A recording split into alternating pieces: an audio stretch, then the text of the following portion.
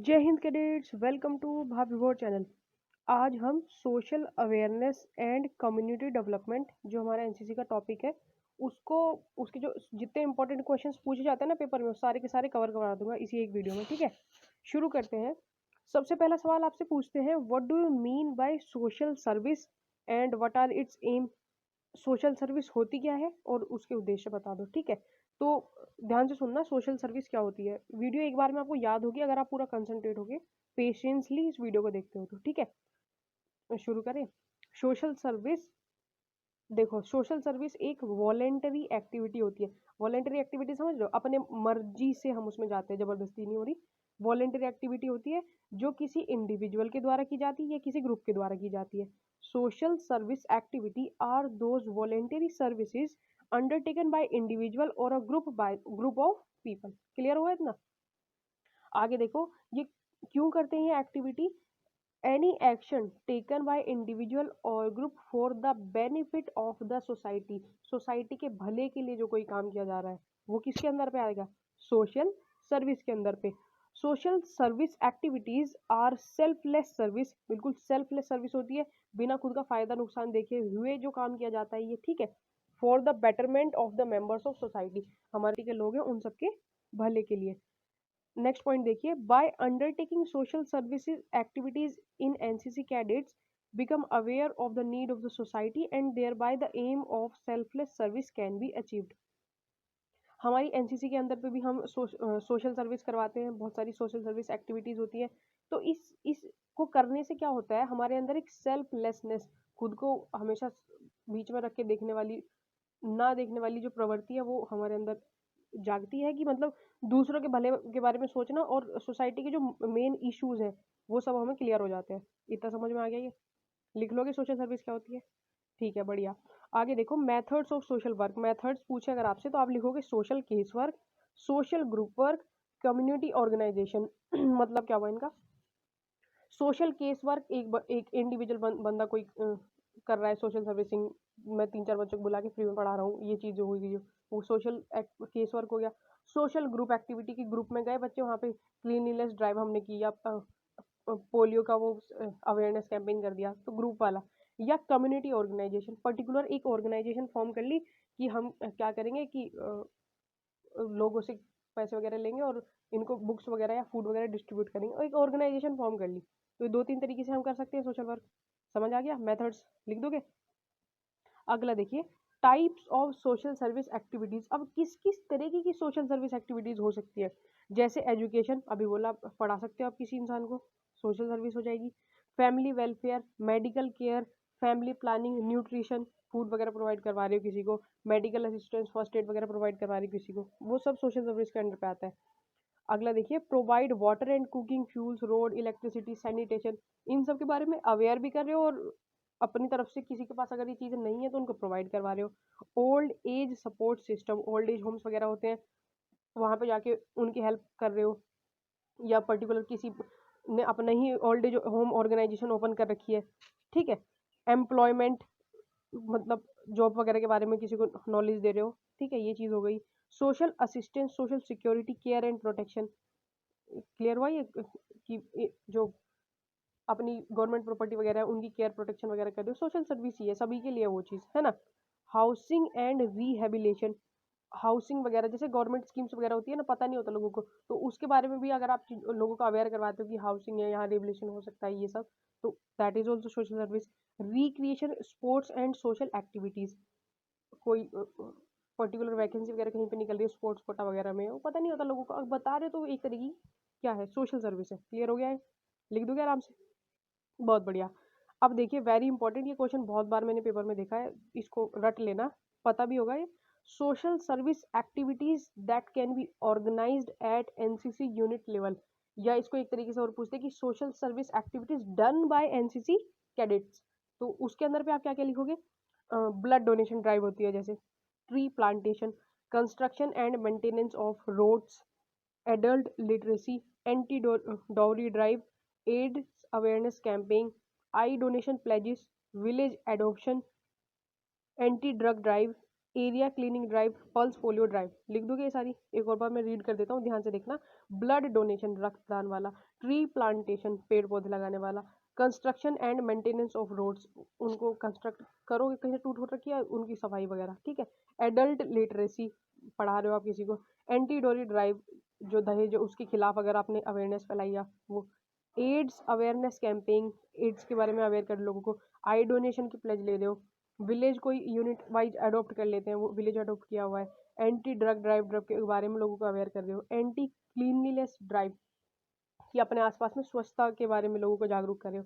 Pulse polio drive, polio के बारे में अवेयर कर रहे हो। तो ये सारी की सारी एक्टिविटीज एनसीसी कैडेट द्वारा ऑर्गेनाइज की जाती है। आपने बहुत सारी कंडक्ट की होंगी, लिख दोगे ना आराम से, ये पूछते हैं पेपर में, ठीक है। अगला सवाल देखिए, इसमें इसकी फुल फॉर्म पूछते हैं, मनरेगा की। मनरेगा की फुल फॉर्म, ये 2010 में इसका नाम चेंज हुआ था, पहले ये नरेगा था।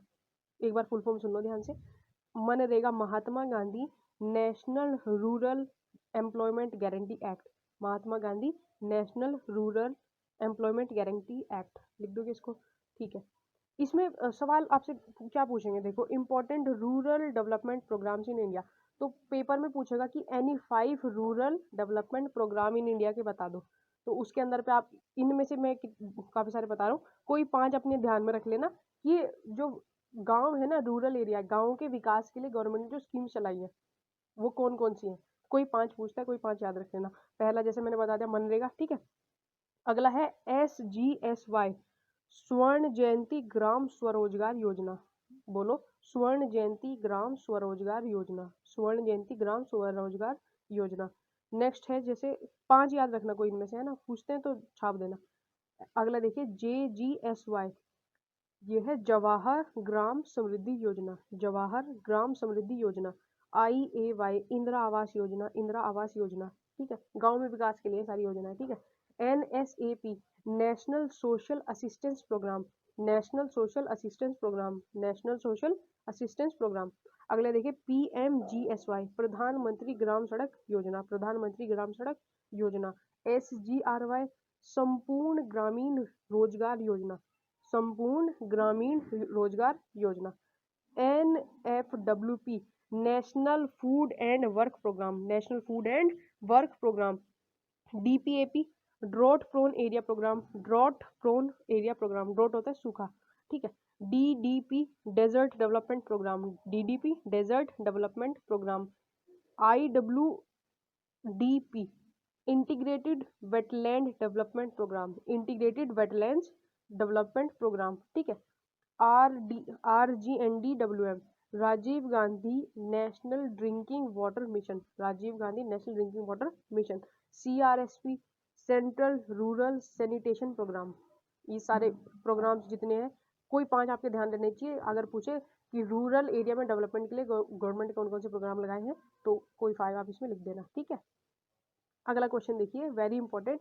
एनजीओ पूछेंगे, एनजीओ का रोल पूछते हैं। उसके बाद पूछ लेंगे कि एग्जाम्पल दे दो, 7-8 एनजीओ के एग्जाम्पल दे दो जो आपको याद है। 5 तो कम से कम, मिनिमम आपको 5 तो याद रखनी ही रखनी है, ठीक है ना। तो एनजीओ क्या होते हैं भाई? एनजीओ होते हैं नॉन गवर्नमेंटल ऑर्गेनाइजेशन। ये कोई सरकारी संगठन नहीं होते, गैर सरकारी संगठन, ठीक है। नॉन गवर्नमेंटल ऑर्गेनाइजेशन, एनजीओ की फुल फॉर्म समझ आ गई। अब आपसे पूछे कि टाइप्स ऑफ एनजीओ, तो टाइप्स ऑफ एनजीओ अगर आपसे पूछ ले तो 4 तरीके के एनजीओ होते हैं। कौन कौन से? INGO, BINGO, RINGO, ENGO। समझ में आए? फुल फॉर्म देखो इनकी, तब समझ आ जाएगा। INGO, international NGO, INGO international NGO. बोलो मेरे साथ में, तब याद होगा, ऐसे याद नहीं होगा, चुपचाप बैठ के देखते रहोगे तो। INGO international NGO. BINGO, business oriented international NGO, business oriented international NGO. B, bingo मत पढ़ना सब। BINGO, business oriented international NGO, ठीक है। RINGO, रिंगो, याद करने के लिए बोल रहा हूँ, ऐसा बिल्कुल नहीं आया ना। RINGO, religious international NGO, religious international NGO. ENGO होता है environmental NGO, ENGO environmental NGO. इनकी फुल फॉर्म ध्यान रख लेना, इंगो बिंगो रिंगो इंगो, जैसे तुम्हें याद करना कर लो, बस भूलना नहीं बस, ठीक है। फिर सवाल आपसे पूछता है पेपर में कि एग्जाम्पल दे दो हमें कोई भी एनजीओ के नाम बता दो, कोई से भी, तो ये एनजीओ के नाम मैंने लिखे हुए हैं, देख लो ध्यान से, कोई 4-5 याद रख लेना, ठीक है। श्री निकेतन योजना, श्री निकेतन योजना एक एनजीओ का नाम है, ठीक है, श्री निकेतन योजना। सेवाग्राम योजना, सेवाग्राम योजना। ग्राम योजना, ग्राम योजना। Child belief and you, child relief and you, child relief and you. HelpAge India, HelpAge India. People for animal, people for animals. Society for prevention of cruelty to animals, society for prevention of cruelty to animals. Indian Red Cross, International Red Cross, International Red Cross. Red Crescent Movement, Red Crescent Movement. ये इनमें से कोई 4-5 याद रख लेना, ठीक है। All right. अब पूछा है कॉन्ट्रीब्यूशन ऑफ एनजीओ, जो ये एनजीओ इतने सारे हमने नाम बता दिए ऊपर, अब इनका कॉन्ट्रीब्यूशन क्या होता है। अब एनजीओ जितने भी वेलफेयर का काम करते हैं, काफी कॉमन सेंस का सवाल हो गया, देखो ये वो सारे इसमें छाप देना कि कौन कौन से पूछते हैं, हम एनसीसी कैडेट वाले वही सारे वो भी छाप दोगे तो that is also right answer, ठीक है। फिर भी एक बार देख लो, आपके दिमाग थोड़ा सा और ओपन होगा तो आप 10 आराम से लिख पाओगे, ठीक है। जैसे ब्लड डोनेशन ड्राइव वगैरह होती है, ये सब कंडक्ट करवाते हैं एनजीओ, एनसीसी कैडेट भी करवाते हैं, ठीक है। Adult literacy, anti dowry drive, anti leprosy drive, leprosy होता है कुष्ठ रोग, अवेयरनेस फैलाते हैं जो, ठीक है। Anti drug drive, tree plantation, environmental programmes, help in natural calamities such as flood या अर्थक्विक, ठीक है। Education, educating people about the ill effects of AIDS, है ना, education for prevention of the same.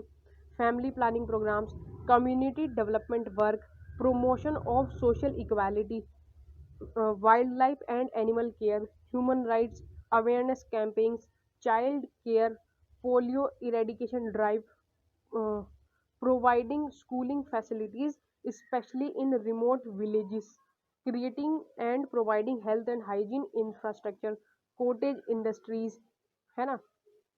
अगला देखिए, orphanage and old age Holmes.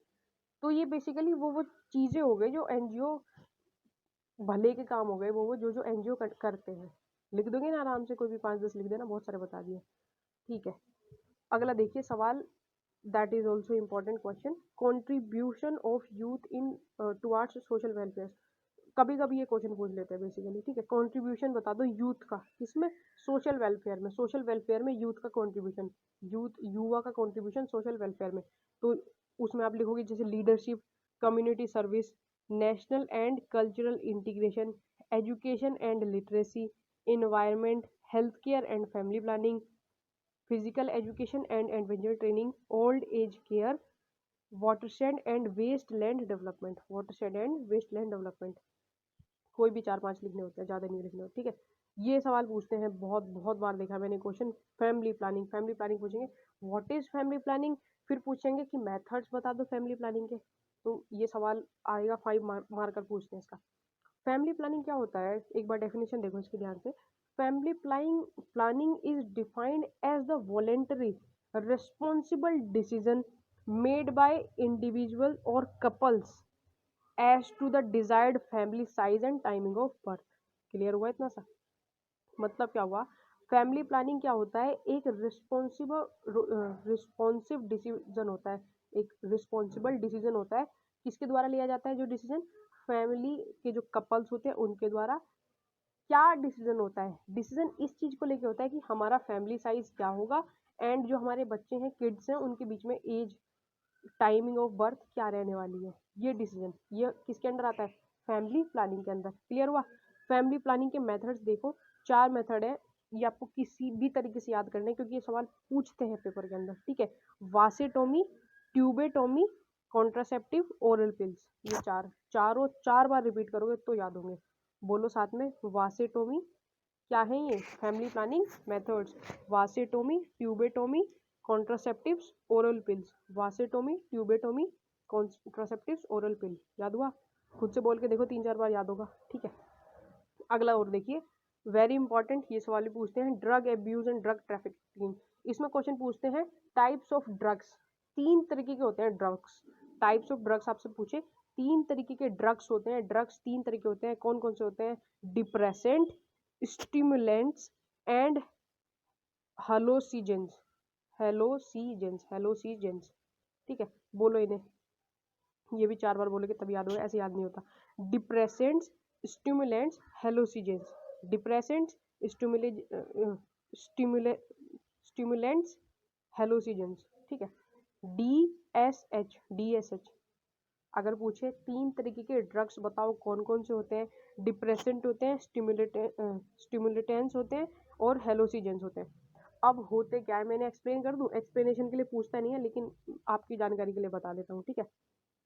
Depressant वो drugs होते हैं देखो जो हमारे नर्वस सिस्टम होता है ना, दिमाग, उसकी फंक्शनिंग को स्लो कर देते हैं, हमारे सेंट्रल नर्वस सिस्टम की फंक्शनिंग को स्लो डाउन कर देते हैं, वो ड्रग्स होते हैं depressant.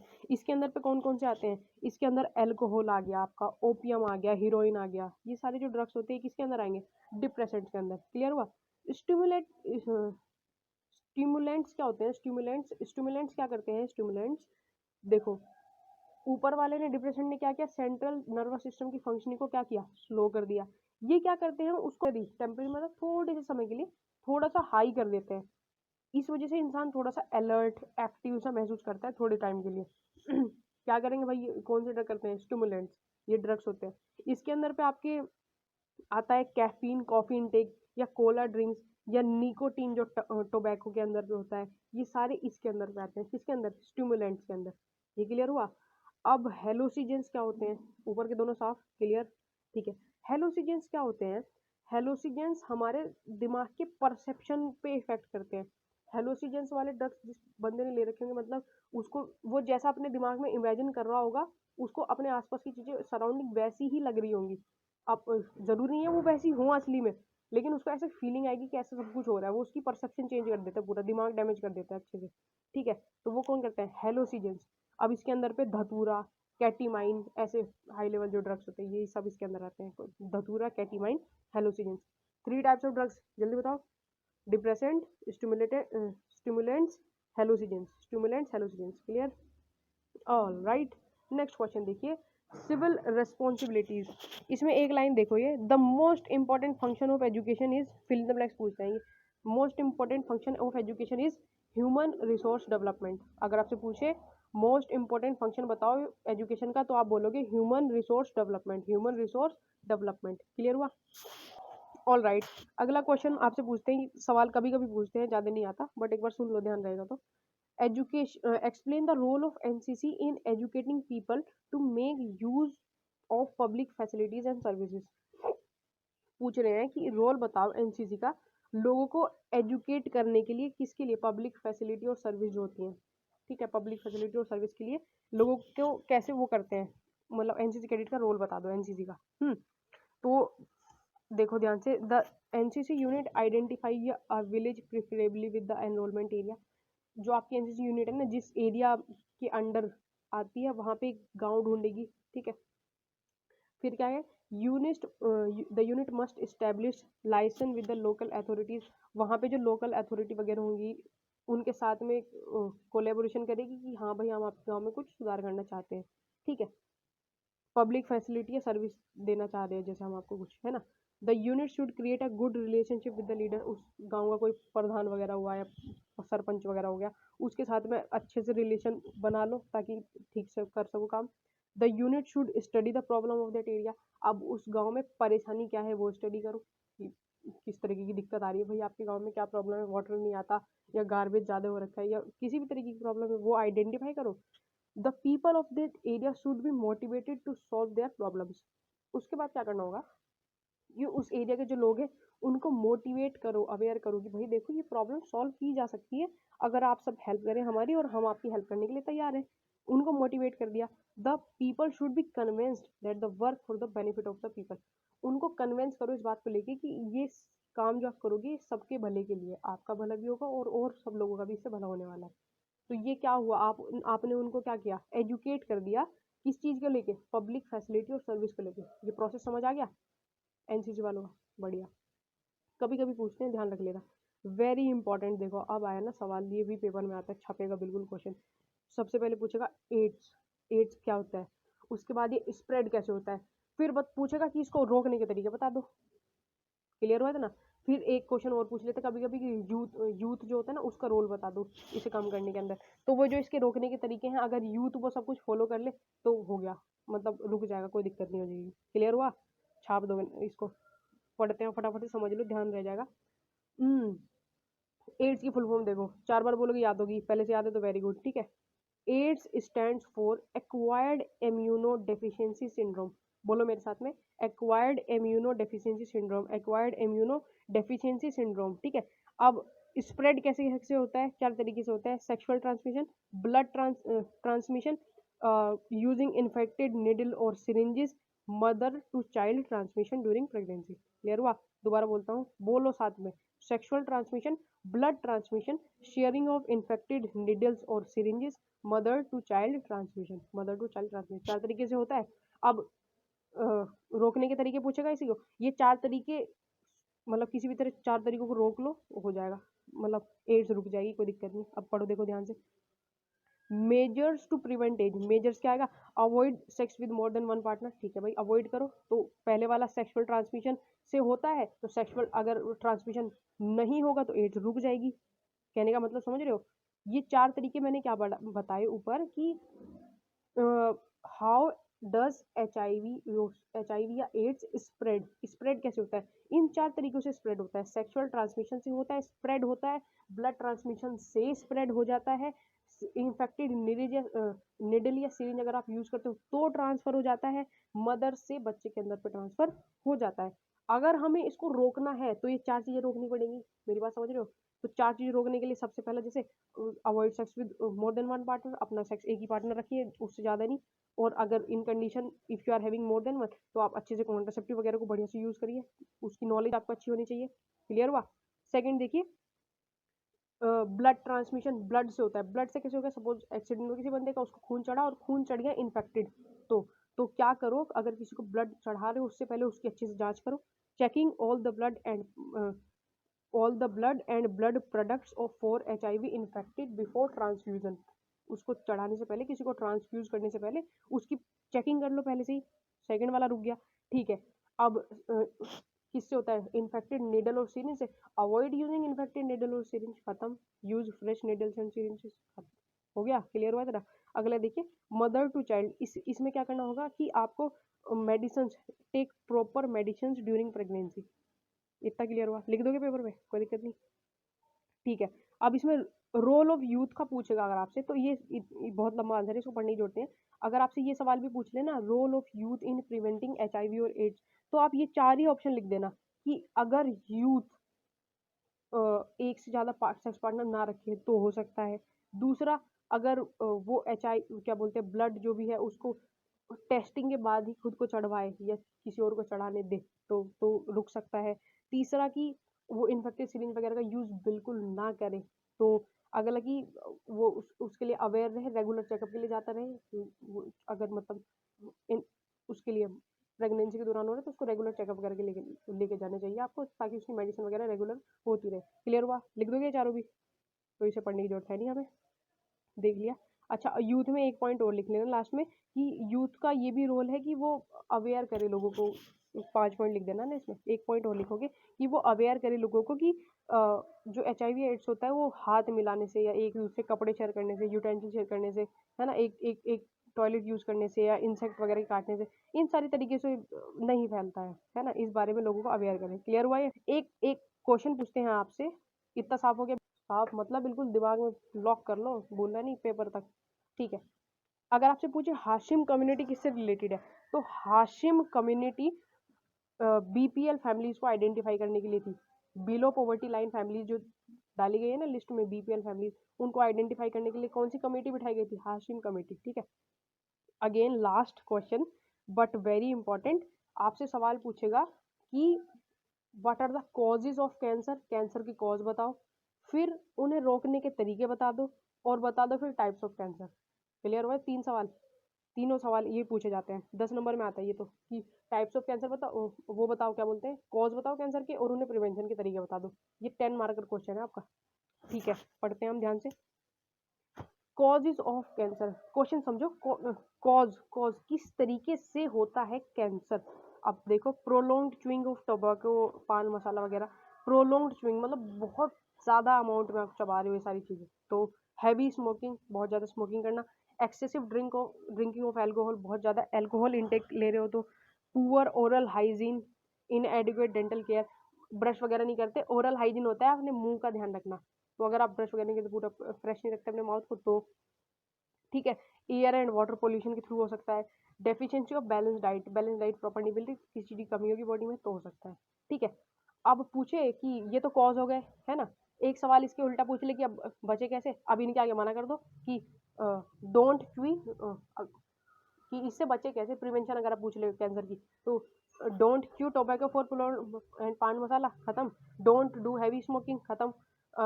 Don't drink excess alcohol, take proper care of your oral hygiene, है ना। अवॉइड, लिख लेना, go for regular checkup, take balance diet, लिख लोगे, आगे समझ। अब एक लास्ट क्वेश्चन और देख लो, छोटा सा पॉइंट है। टाइप्स ऑफ कैंसर अगर आपसे पूछ ले तो बहुत सारे टाइप के होते हैं, आप कोई भी लिख सकते हो, बट ये चार चार पांच ध्यान रख लेना, इसमें बताता हूँ 6-7 टाइप्स ऑफ कैंसर। अगर आपसे पूछे तो आप लिखोगे ओरल कैंसर, ओरल मुंह का होता है, ठीक है। लायरेनिक्स कैंसर होता है, लंग कैंसर हो जाता है, cervical cancer, breast cancer, prostate cancer, colon cancer, है ना। आप किसी बॉडी पार्ट का लिख सकते हो, इसमें कोई हार्ड एंड फास्ट चीज़ नहीं है, बट इसमें 4-5 कोई ध्यान रख लेना, कोई प्रॉब्लम नहीं, ठीक है। ये थी हमारी वीडियो, खत्म हो गई भाई, इतने सवाल थे इस चैप्टर। ये पूरा अगर ये याद हो गया ना, तो इससे बाहर इस चैप्टर में कुछ नहीं पूछा जाएगा, इतना ही कवर होगा, ठीक है। तो आज के लिए इतना ही। जो ये इंपॉर्टेंट क्वेश्चन की सीरीज़ है ना, ये चला रखी है मैंने, बहुत सारे इंपॉर्टेंट चैप्टर कवर करवा दिए, तो उन्हें जाके ना चैनल पे एक बार उन्हें सबको देख लेना, उससे पेपर में ए ग्रेड लाने से तुम्हें कोई नहीं रोक सकता, ठीक है। आज के लिए इतना ही, मिलेंगे नेक्स्ट वीडियो में, तब तक के लिए जय हिंद।